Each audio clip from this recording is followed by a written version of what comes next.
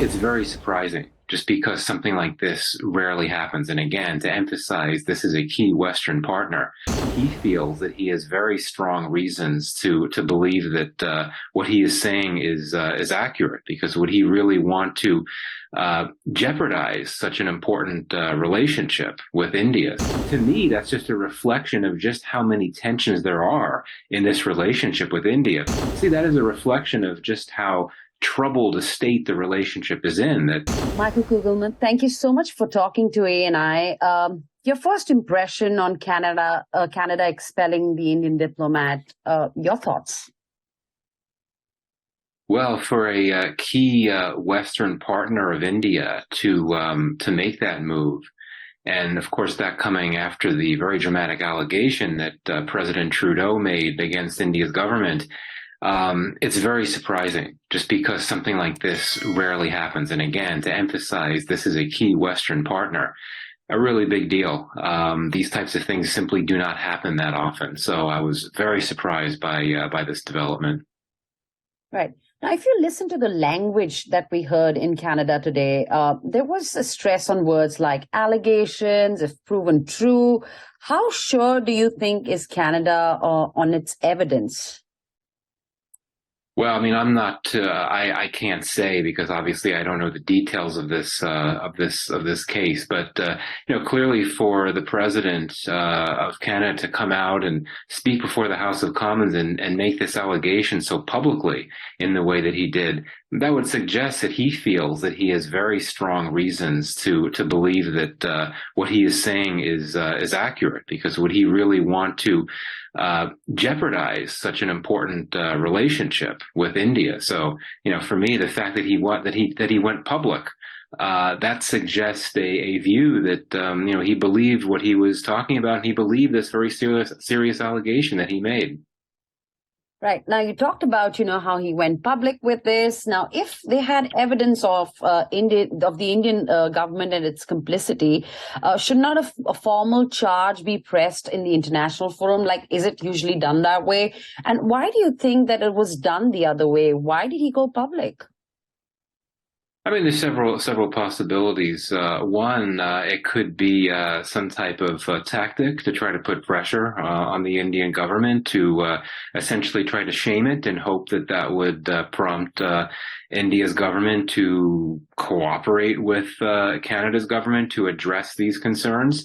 But I also, quite frankly, see that the fact that the Canada's government went so public about this and didn't do it quietly at all, to me, that's just a reflection of just how many tensions there are in this relationship with India. Perhaps if the relationship were not so fraught because of these issues that have been playing out for a number of months, maybe in that case the government in Canada may have been a bit more discreet about this. But I see the fact that it went public and did this so loudly, so to speak.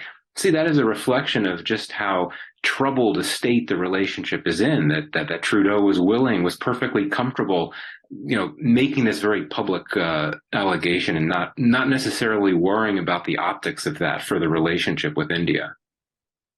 Now, you talked about this relationship and the troubles that is between the two countries in terms of its relationship. Do you agree that this is about diaspora politics in Canada more than it being just issues with India? Well, again, I mean, it's hard to say for sure. I mean, that could be it to an extent, but the Canadian government is making this argument that a Canadian citizen was assassinated on Canadian soil, which I think from a Canadian perspective would be a matter of sovereignty, concerns about sovereignty, and concerns about Canadian interest.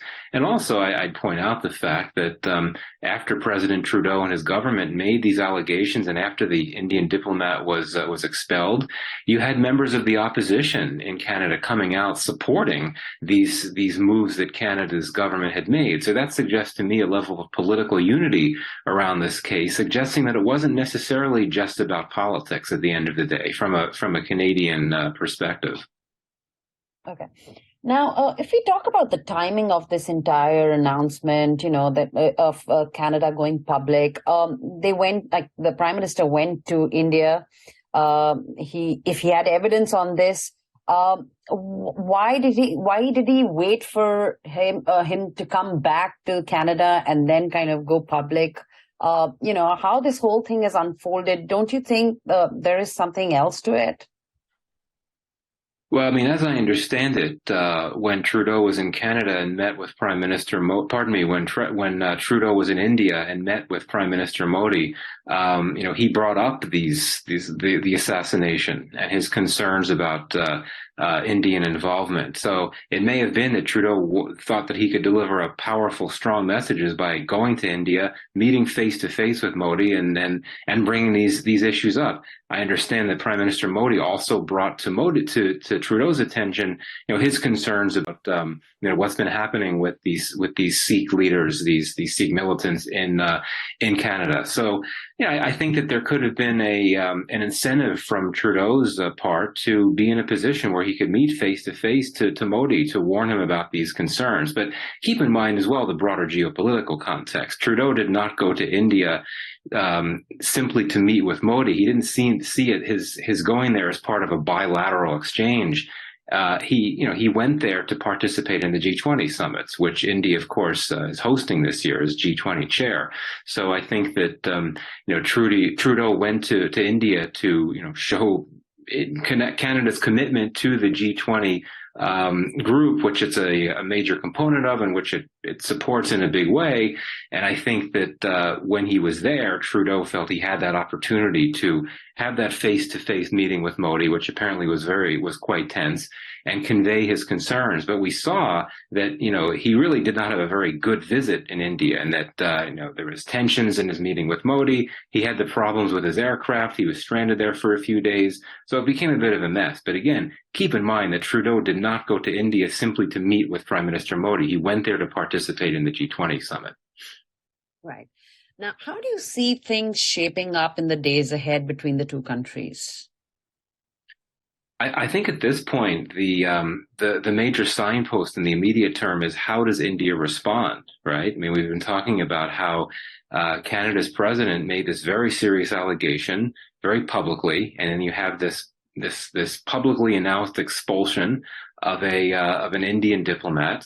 How India responds to that, I think, will go a long way toward our being able to understand the trajectory of this relationship, which is experiencing significant tensions right now. And I think that there may be a particular diplomatic challenge for India Canada relations now, in that New Delhi has taken this position that Canada needs to do more to address India's concerns about these Sikh leaders operating in Canada, whereas Canada is, it's a Western democracy. It takes this very strong position about respect for freedom of speech and rule of law, meaning that the Canadian government is not going to act in the ways that India's government would like it to. So that suggests to me that they're going to be at a loggerheads for quite some time.